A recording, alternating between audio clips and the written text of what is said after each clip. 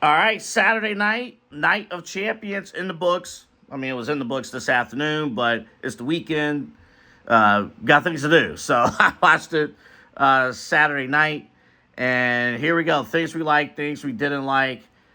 I got a thing in the middle, too. I know in between is kind of a cop out. Don't care, but that's kind of how I feel. All right, let's go. Starting with this. Things I like. Look, John Cena, CM Punk for a satisfying storyline main event did the job. It did the job. It established new storylines. And look, me personally, yes, I would have loved to have seen CM Punk win the match, but I knew that those chances were probably slim to none. It was not going to happen. He needs to finally put away Seth Rollins, CM Punk. That's your night one main event, by the way, of SummerSlam.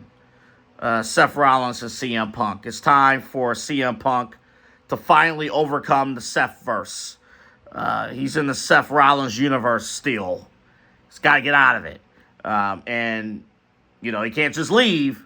He has to put Seth Rollins down. So I think I'll tell you right now what's going to happen at SummerSlam. Night one main event will be Seth Rollins and CM Punk. CM Punk will finally put down Seth Rollins. Finally put him down. And CM Punk will run Raw and do his thing. And then night two main event, John Cena, Cody Rhodes. Doesn't matter who wins. Seth Rollins comes in and cashes in the Money in the Bank. So, there you go. All right. But yeah, all the stories are set. Even some of the mid-card stuff.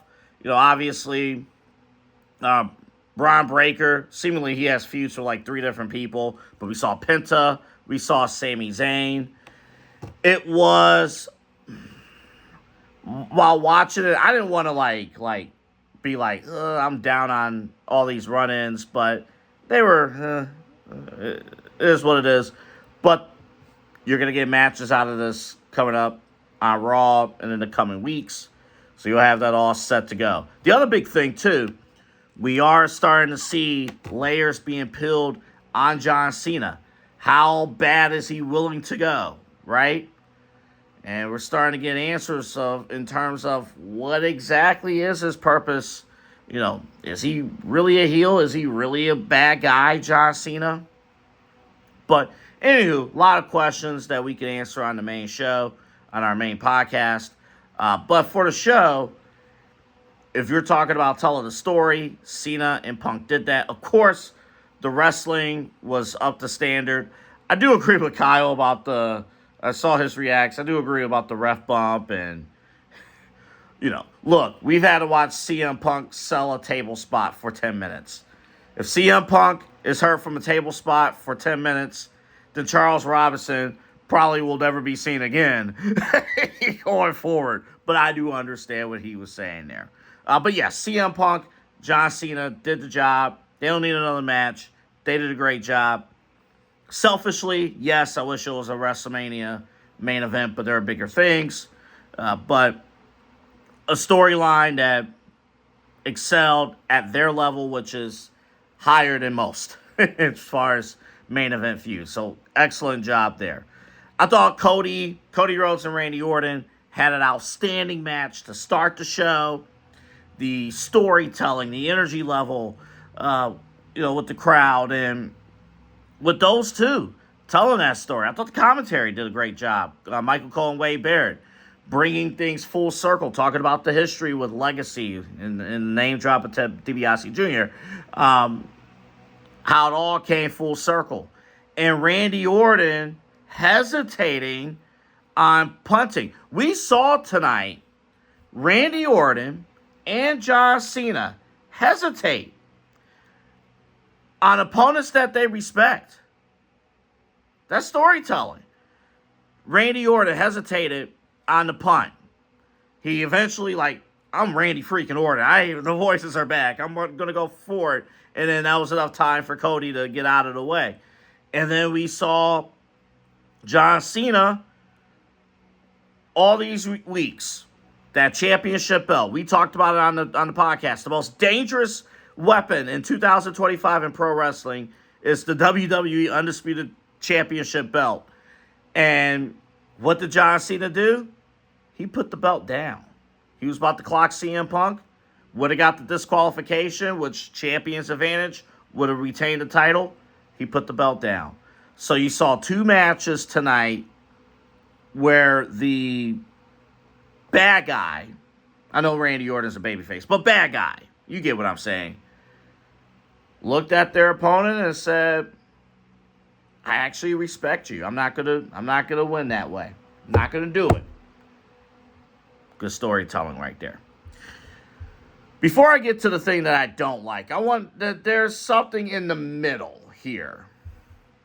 So, Jacob Fatu's championship run has come to a close. Congrats to Solo, who has found his groove, comedic character, job creator. I think we need job creators in our society, by the way.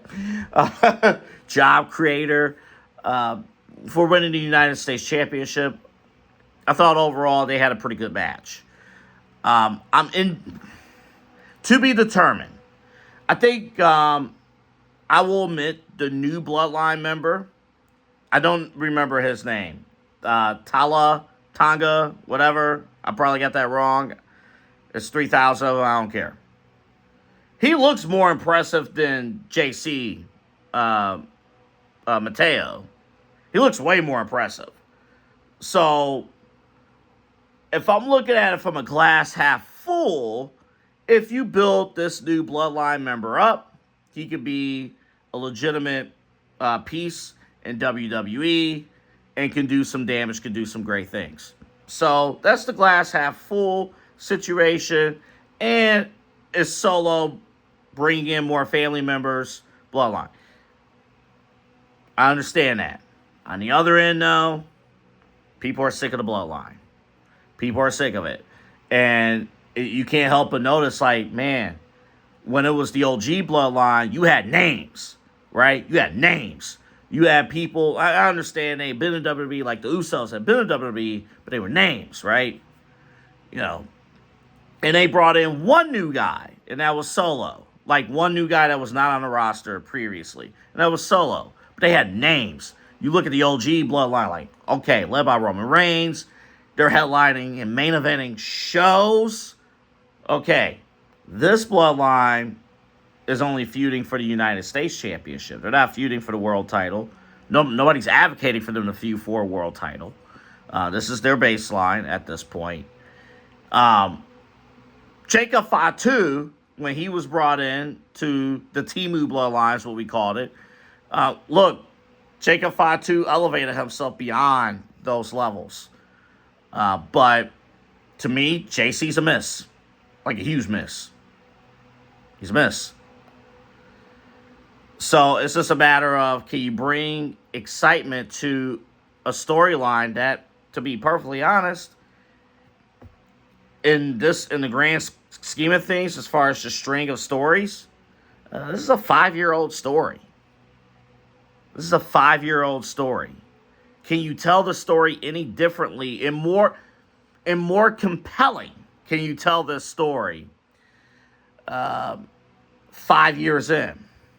I don't know. And the excitement level may be gone. Again, with that being said, I think new Bloodline member, he has to look to be impressive. He's pretty tall. Let's see. But if they don't handle this with care, it could turn south really quickly. I'm going to end with this. I almost started the video with this. I do not like the treatment of black women in WWE internationally.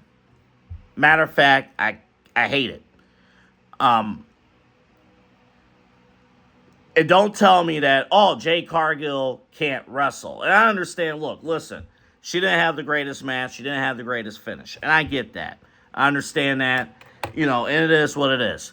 But the way that crowd reacted, either no reaction or completely. They didn't boo anybody else on this show. They didn't boo anybody else but her. So she could have had a 5-star classic, and she still would have got booed out of the building by those fans. And again, I'm looking through the card. They cheered everyone else. Everyone else they cheered for, except Jade Cargill. Go back and watch the show. They at least cheered. I mean, they booed at moments that they're supposed to boo. Things like Solo and other things. But they all got reaction. They all like, oh, here we go. Everyone except Jade Cargill. Then what really disgusts me, go back to SmackDown a couple nights ago, or last night. Go back to SmackDown. Naomi comes out to cut her promo, and they're chanting, shut the blank up. Shut the F up to Naomi. Are you kidding me? Are you kidding me? How utterly disrespectful you can be. And, you know, we try to honor these international crowds. Oh, celebrating, different cultures and things like that. The same culture, by the way, who doesn't allow women to show any lick of skin. Matter of fact, if a woman was doing this video, this would be too much skin. So you got pretty much a male crowd treating black women like that.